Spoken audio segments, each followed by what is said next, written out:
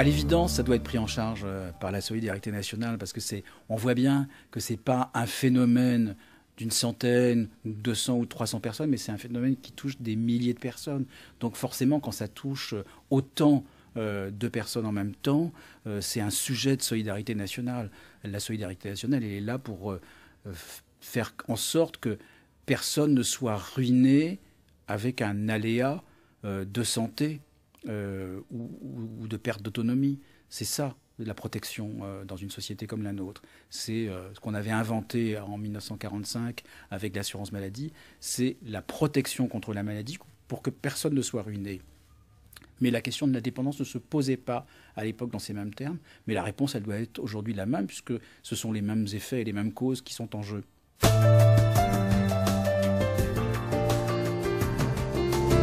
On peut imaginer par exemple des solutions comme celle du plafonnement du reste à charge. Il y a eu un vif débat, alors peut-être pas dans l'opinion publique il y a quelques années, mais entre les experts du système de santé sur la nécessité de plafonner les restes à charge.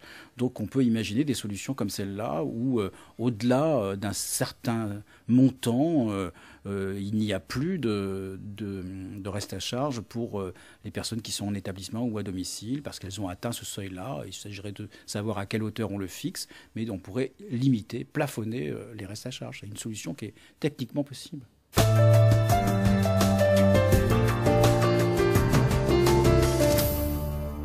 Bon, d'abord, je pense qu'il faut écouter ce qu'ils disent, ce qu'on n'a pas encore fait. Quand on voit tous les travaux qui ont été faits, notamment sur la dépendance il y a 2 ans, il n'y a pas de grandes conclusions qui proviennent de ce qu'on a écouté chez les aidants. Ce qui est sûr, c'est que ça ne va pas bien, parce que notamment leur état de santé est souvent plus dégradé que celui des personnes dont elles s'occupent. C'est la Haute Autorité de Santé et la Caisse nationale de solidarité pour l'autonomie qui l'ont dit dans un rapport qui a été publié il y a quelques années. Donc la situation est grave.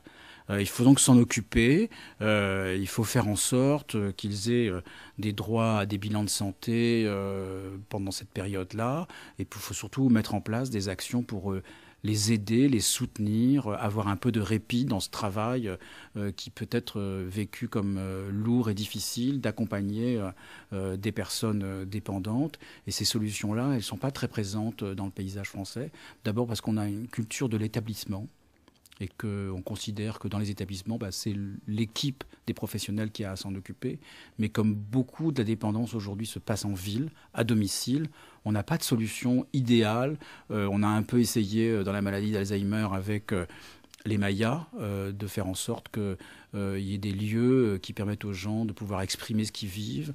Voilà, donc je pense que ces questions-là sont des questions extrêmement importantes. La question aussi de savoir comment est-ce qu'on compense la perte d'activité économique d'une personne qui est en train d'accompagner une personne dépendante. Tout ça sont des sujets qui sont extrêmement importants, mais qui sont extrêmement peu parlés dans notre société. Et je pense qu'il n'y a pas de solution a priori, il n'y a pas de solution unique. Il y a probablement plusieurs options, plusieurs possibilités qui devraient être étudiées et offertes aux aidants pour les aider à mieux assumer cette charge qu'ils ont parfois choisi d'assumer, mais pas toujours non plus. Il y a des gens qui n'ont pas d'autre choix que de se sacrifier en quelque sorte pour accompagner une personne dépendante.